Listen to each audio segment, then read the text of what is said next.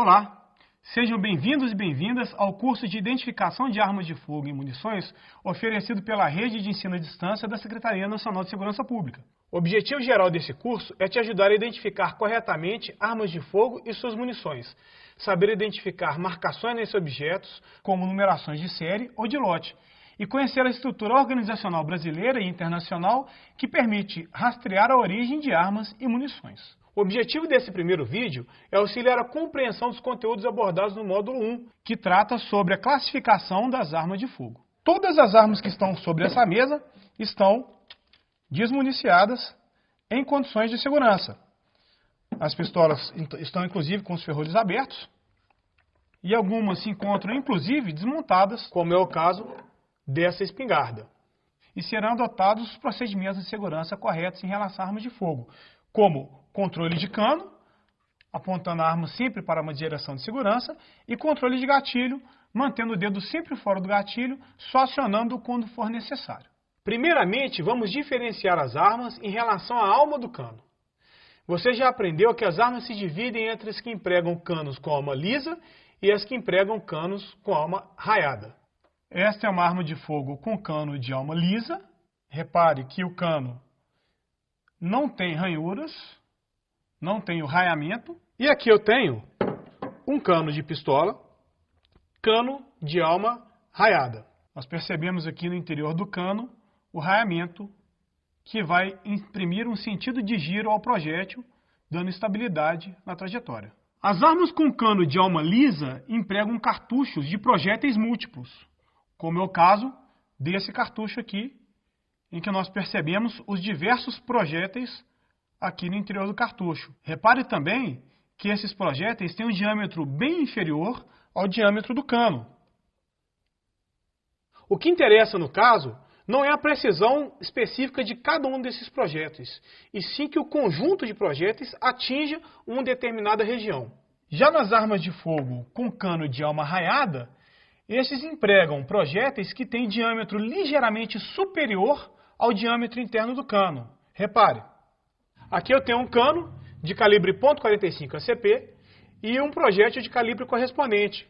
Repare que o projétil não entra no cano, justamente por causa do seu diâmetro ligeiramente superior. O projétil, então, no momento do tiro, só vai passar aqui no cano devido às elevadas pressões que ocorrem na câmara decorrente da queima da pólvora. Agora vamos relembrar a classificação das armas quanto ao sistema de municiamento. As primeiras armas eram municiadas pela boca do cano. Eu não tenho aqui uma arma como essa, são armas muito antigas, mas vou demonstrar utilizando uma arma longa convencional. Nessas armas, ele colocava a pólvora na boca do cano, uma quantidade que ele determinava na hora, colocava um chumaço de pano, de algodão, ou uma espiga, ou qualquer outro material, e impulsionava com uma vareta até o fundo do cano, comprimindo a pólvora. Depois ele colocava a carga de projeção, composta por um ou mais projéteis. Colocava na boca do cano e depois com outro chumaço de papel, papelão, tecido, algodão, qualquer outra coisa, chamado de bucha, ele inseria no cano e socava novamente com a vareta.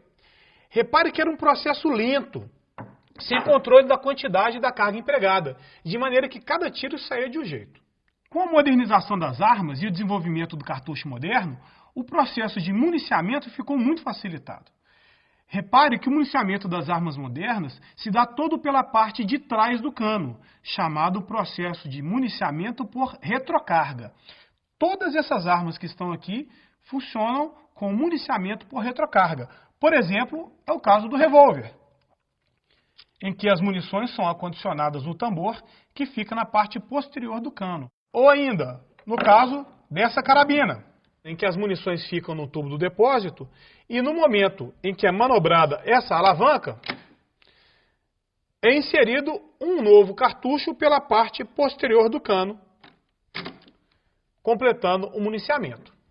Já em relação ao sistema de iniciação, as primeiras armas empregavam a mecha, que era uma chama que era ateada diretamente à escorva, que era a quantidade de pólvora que ficava exposta na câmara. O problema desse sistema de iniciação é que demandava a existência de uma chama sempre acesa, o que muitas vezes não era possível. Depois surgiram os sistemas de iniciação por atrito. Primeiro o feixe de Michelete, que gerava uma faísca. Então aqui eu tenho uma pederneira, em que eu tenho uma peça de metal e uma chapa que vai gerar o atrito.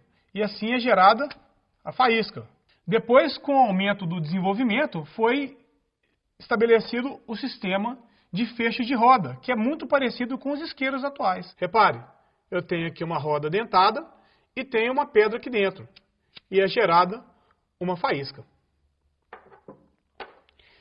Em seguida, surgiram as armas com iniciação por percussão. As primeiras empregavam a percussão extrínseca, que ocorria fora do mecanismo da arma.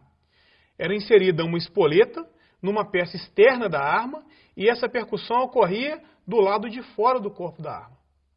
Em seguida, a espoleta foi trazida para o corpo do estojo, facilitando o processo. Perceba a espoleta no culote do estojo. As armas com iniciação por percussão dividem-se, portanto, em armas de percussão extrínseca e percussão intrínseca. Reparem que para que aconteça a percussão é necessária a existência de dois elementos. Um elemento de massa tensionado por mola e um elemento atuador, que se chocará na espoleta. Se esses dois elementos fazem parte da mesma peça, a arma é chamada de percussão direta. É o caso desse revólver, em que nós temos o cão, que é o elemento tensionado por mola, e o percussor, que é a parte que vai se chocar contra a espoleta, sendo, portanto, o elemento atuador. Se essa percussão ocorre com peças distintas, é chamada de percussão indireta. É o caso da percussão desse revólver. Eu tenho aqui o cão, que é tensionado por mola, é o elemento de massa é tensionado por mola, e aqui dentro, no interior da arma, eu tenho o percussor, que é a peça que vai atuar sobre a espoleta. Repare que são partes separadas. A próxima classificação é quanto ao sistema de funcionamento. As armas se dividem em armas de tiro unitário e armas de repetição. As armas de tiro unitário precisam ser remuniciadas a cada tiro. É o caso dessa garrucha, que é uma arma de tiro unitário. Ela conta com dois sistemas de disparo independentes. É chamada arma de tiro unitário múltipla. E para que ocorra o tiro, é necessário que o atirador coloque as munições, feche e arme o sistema de disparo e efetuar o disparo com acionamento do gatilho. Para que eu repita o tiro, é necessário eu novamente abrir a arma, retirar os estojos, inserir novas munições, fechar a arma e armar o sistema de disparo. Ou seja, foi necessário um novo municiamento a cada utilização do sistema de disparo. Já as armas de repetição permitem que o tiro seja repetido com um novo acionamento do sistema de disparo sem a necessidade de um novo municiamento. É o caso, por exemplo, desse revólver. Eu consigo efetuar um novo tiro, efetuo um tiro. E o próximo tiro eu não preciso de fazer o municiamento da arma. Eu consigo repetir o tiro sem a necessidade de fazer o municiamento. As armas de repetição se dividem em armas de repetição manual, semiautomática e automática. Nas primeiras, a repetição do tiro depende unicamente da força muscular do operador em todas as suas etapas. São duas etapas para a ocorrência de um novo tiro. A primeira etapa é a colocação de uma nova munição em condição de tiro e a segunda etapa é a liberação do sistema de disparo. Eu vou demonstrar aqui com algumas armas. Esse revólver é uma arma de repetição manual. Um tiro é efetuado. Para que eu efetue um novo tiro, eu preciso colocar uma nova munição em condição de tiro. Como eu vou fazer isso? Com a força muscular do atirador, um novo acionamento do gatilho e o giro do tambor coloca uma nova munição em sincronismo com o cano. Com a continuidade do acionamento do gatilho, eu tenho a liberação do sistema de disparo. Repare que as duas etapas foram feitas com o emprego da força muscular do atirador. Ou ainda, nessa carabina de ação de alavanca. O atirador efetua o tiro e para que ocorra um novo tiro é necessário o acionamento da alavanca, ejetando aquele estojo do tiro anterior, feche novamente a arma com a ação da alavanca, usando a sua força muscular, colocando uma nova munição em condição de tiro, e aí também com sua força muscular seja feito o acionamento do gatilho. Já nas armas semiautomáticas, a parte de colocação de nova munição em condição de tiro é feita automaticamente pela arma. É o que ocorre, por exemplo, na pistola semiautomática. Quando o atirador efetua o tiro, os gases que impulsionam o projétil para frente também impulsionam o ferrolho da arma para trás. Esse ferrolho é impulsionado à retaguarda, ejetando a munição, ejetando o estojo que estava na câmara e inserindo uma nova munição que vai ficar em condições de novo tiro, ficando pronto para o acionamento do sistema de disparo, que é feito aí sim pela força muscular do atirador. Finalmente, nas armas automáticas, a repetição do tiro é feita integralmente pela arma. Basta que o atirador mantenha o gatilho pressionado. A própria arma vai colocar a nova munição em condição de tiro e liberar o sistema de disparo sem que seja necessária nenhuma intervenção por parte do atirador que não manter o gatilho pressionado. O último critério de classificação é quanto à mobilidade e uso. Algumas armas precisam ser operadas em suportes, denominados reparos, em virtude do grande peso, recuo e cadência de tiro. É o caso das armas de guerra, das grandes metralhadoras, que ficam, por exemplo, apoiadas em tripés. Outras armas podem ser empregadas por um único atirador. São as armas portáteis, que são todas essas mostradas aqui sobre essa mesa.